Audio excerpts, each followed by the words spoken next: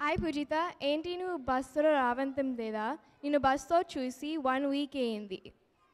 లేదు, మా అమ్మ రోజు డ్రాప్ చేస్తుంది. You are so lucky.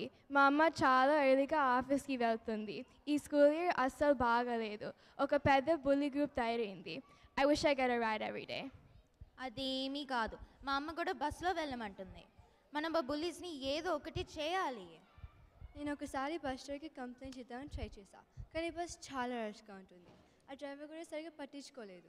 I don't want to get hurry, అందుకని క్లాస్కి త్వరగా వచ్చేస్తున్నాను. మనందరికీ సేమ్ ప్రాబ్లం. నాకు లంచ్ టేబుల్ దగ్గర ఒక బుల్లి ప్రాబ్లం. అక్కడ ఒక రోజు నా లంచ్ మీదే ఏదో కామెంట్ చేస్తాడు. నేను కేర్ చేయను, కానీ వీళ్ళన్నీ కంట్రోల్ చేయాలనిపిస్తుంది.